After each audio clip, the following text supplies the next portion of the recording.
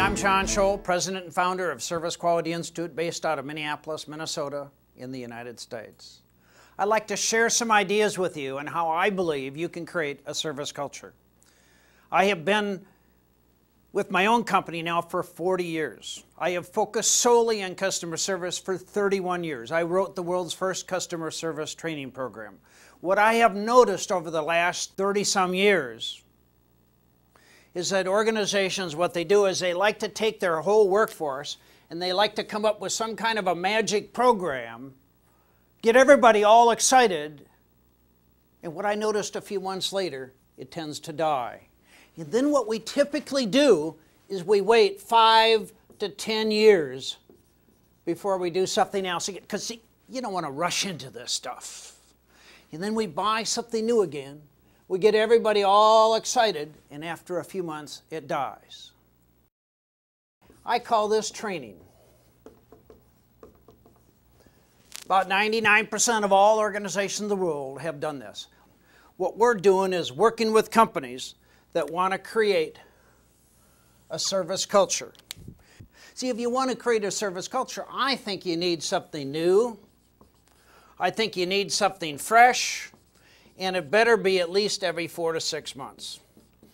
So the old school of doing something every 5 or 10 years, the people will love it, the results are really cool for a few months, but you do not have the sustained impact if your real objective is to create a service culture. So we have a variety of products and technology that you can use to create the service culture. The first program we have is called Leading Empowered Teams, and this is a 2-day seminar that teaches every department head, every manager and supervisor how to drive the service culture, how to look at systems and policies and procedures that should be changed, how to use empowerment, how to learn how to coach and reinforce behavior, and how to build teamwork. This is a 2-day seminar. So let's say you have 2,000 employees and you got 200 people that are managers, department heads, and supervisors. The employees do an incredible job using our stuff, and the supervisor sits back and says, "It's about time."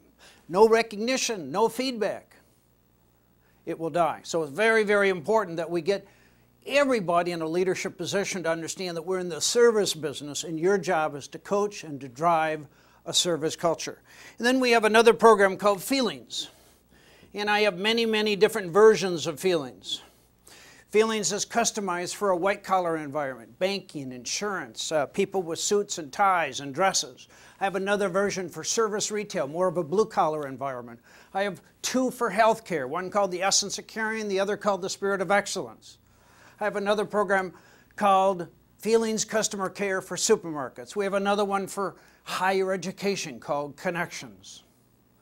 Feelings does 3 things. We change attitudes and behavior. We teach the skills of customer service, and 3 is we build employee morale and teamwork. Everybody that's going to facilitate the program gets a user-friendly leader's guide. This is implemented in 3 sessions of anywhere from 2 to 4 hours each, spaced once a week for 3 weeks. And at the introduction, it tells the facilitator how to facilitate the program. Service Quality Institute and our channel partners, we train people how to facilitate this program.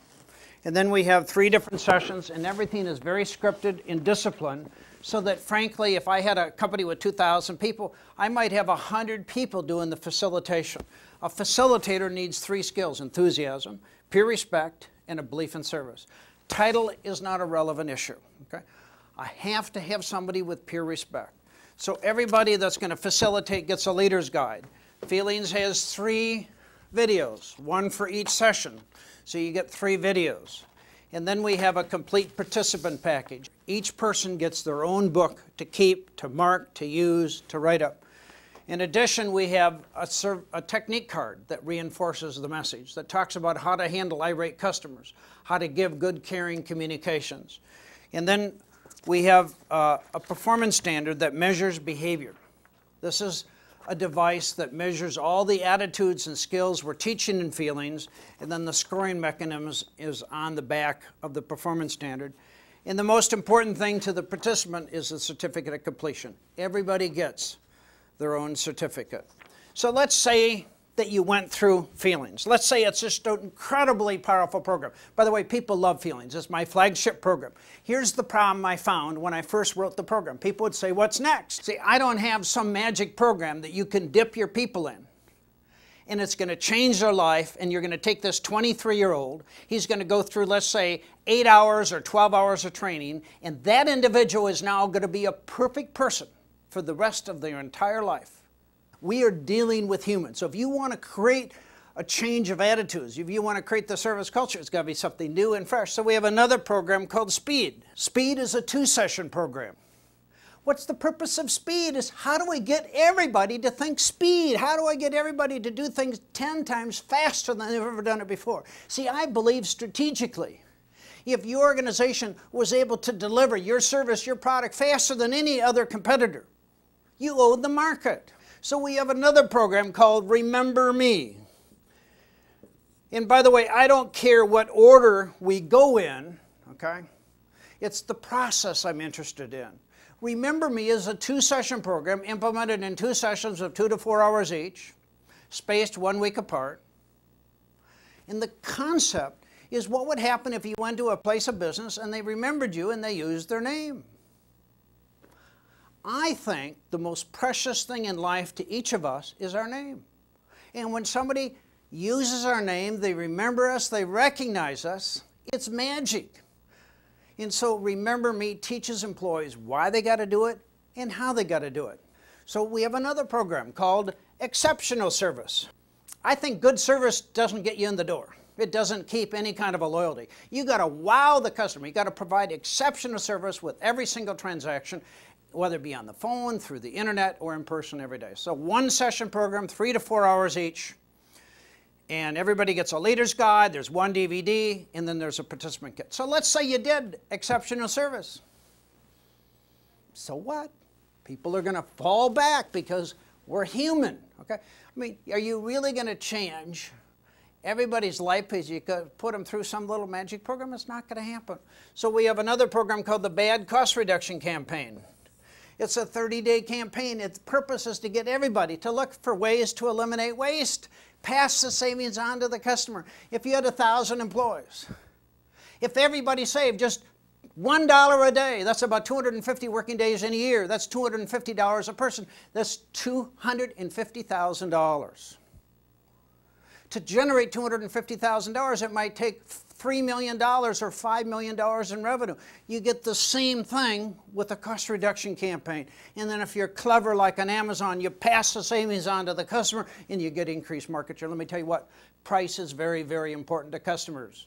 If you can start aggressively eliminating waste, stupid things that people do every day, you pass the savings on to the customer, you have increased market share. And then we have another program called Loyal for Life. Loyal for Life is on service recovery, because all of us are going to make a mistake sometime during the day. I don't care how committed we are to customer service, we are human. So what happens when our company makes a mistake, when I make a mistake? See, I teach 4 things with service recovery. What I want the magic employee to do. Then we teach 4 skills: act quickly, take responsibility, be empowered, and compensate. And all of this has to happen in 60 seconds. What I don't want is some employee to say, sir, you know, I really don't know what the cause of this problem is, and tell you what, let me get to my manager. He is on vacation this week, but next month, I'll make sure we get back to you. Well, that's not 60 seconds, okay? So service recovery is, how do I get every single employee, when there's a mistake made that they make, your organization makes, that within 60 seconds I can flip the customer. So let's say you went through Loyal for Life. So what? It's going to die. So we have another program called the Good Idea Campaign. Quality and customer satisfaction. How do I get people to come up with ways to improve quality and customer satisfaction? It's another 30-day campaign. The participation rate, by the way, on our idea campaigns is often 80 to 90%. Research shows that the typical suggestion system idea campaign has a participation rate of anywhere between 1 to 6%. Okay? We will have 10 to 20 times greater participation because everything we do is in a process and is built on recognition. So let's say you did the Good Idea campaign. So what? So we have another program called the Service First Video Library. It's a series of 12 different DVDs. Each are about 15 minutes long. You can go in any order you want. You can use one a month for 12 months. You can use one a week for 12 weeks. You could do 4 sessions of 4 hours each. You download off the internet the facilitator material, the participant material. So there's no recurring costs. It focuses on things like how to handle irate customers, teamwork, empowerment, service recovery. And to create the Service First Video Library, we stole from every single program we got. Probably the least expensive program I have, the highest value. We have thousands of people that have first started with the Service First Video Library. And then let me tell you about the last program that's being released called Moving Up.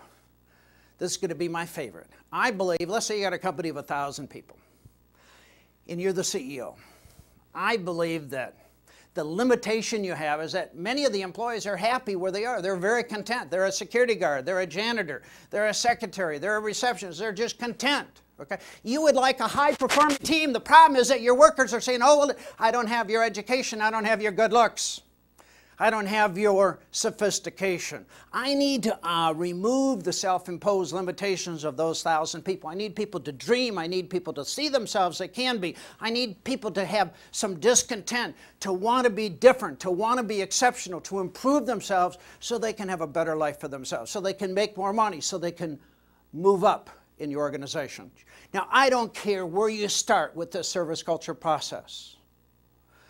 I believe if you want to change attitudes and behavior, you want to build the service culture, if you have something fresh, something new, you put your foot on the accelerator pedal going 100 miles an hour and you never stop. That's how you create a service culture. At Service Quality Institute, we'd love to work with you. We have partners all over the world that would be delighted to help you in your organization achieve a service culture. Again, thank you very much. I'm John Scholl.